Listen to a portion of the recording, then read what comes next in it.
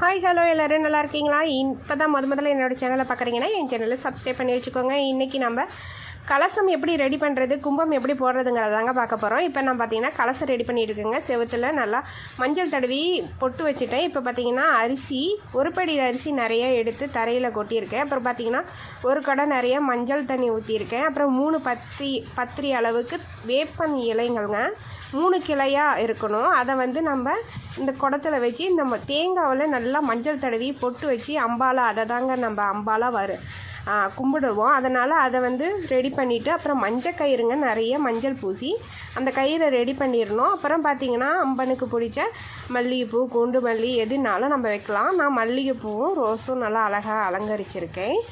அப்புறம் பார்த்திங்கன்னா நம்ம குத்து விளக்கு காமாட்சி விளக்கு எதுனாலும் வச்சுக்கலாம். நான் காமாட்சி விளக்கு 2 விளக்கு ஏற்றிருக்கேங்க. அப்புறம் பார்த்திங்கன்னா மாவிளக்குங்க. மாவிளக்கு அதை வந்து நம்ம மாவிளக்காக போடணும். இப்போ பார்த்திங்கன்னா மாவிளக்கில் நெய் விட்டு திரி போட்டு ரெடி பண்ணுறோம். இது நானும் எங்கள் அக்காவும் தாங்க ரெடி பண்ணோம் இந்த அலங்காரம் எல்லாமே. இப்போ பார்த்திங்கன்னா சாப்பாடு நல்லா ஒரு படி சாப்பாடு இருக்கணுங்க. கும்பம் போடுறதுங்கிறது சாப்பாடு இப்படி தான். அது ஒரு படி சாப்பாடு நல்லா வச்சு அதில் நடுவில் குளிப்பறிச்சு உப்பு பருப்பு இருக்குல்ல அதை வந்து நம்ம உப்பு மட்டும் போடணுங்க. தக்காளி போடக்கூடாது. அதை வேவிச்சு நெய் விட்டு நடுவில் வச்சுருவோம். இப்போ இது பார்த்திங்கன்னா கத்திரிக்காயும்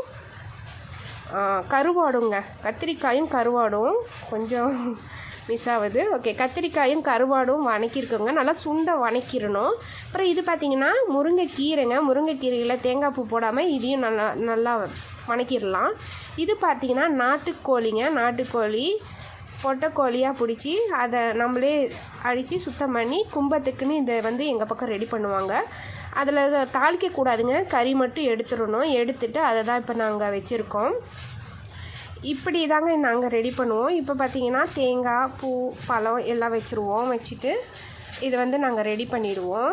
இப்போ பார்த்திங்கன்னா முட்டைங்க ஒரு முட்டையை 2ஆக கட் பண்ணி அதில் இருக்கிற மஞ்சள் கருவை எடுத்துட்டு அதில் தாங்க நம்ம விளக்கு போடுவோம். அதுக்கு முன்னாடி குழம்பு இது பார்த்திங்கன்னா நாட்டுக்கோழி கறி குழம்புங்க.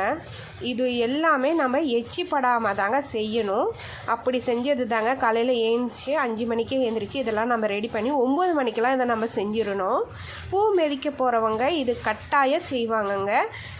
எங்கள் வீட்டில் யாரும் பூ மிதிக்க மாட்டோம். பூ மிதிக்கிறவங்கள நாங்கள் பார்த்துட்டு இந்த படசெல்லாம் போட ஆரம்பிச்சிடுவோங்க. இப்போ பார்த்திங்கன்னா முட்டையில் விளக்கு போட்டிருக்கோம். நல்லெண்ணெய் ஊற்றி விளக்கு போடணும்.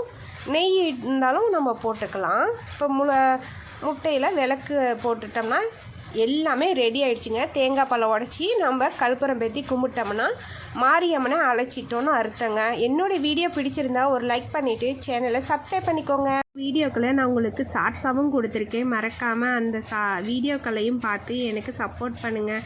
ஓகேங்க, பாய். மீண்டும் சந்திப்போம். பாய்.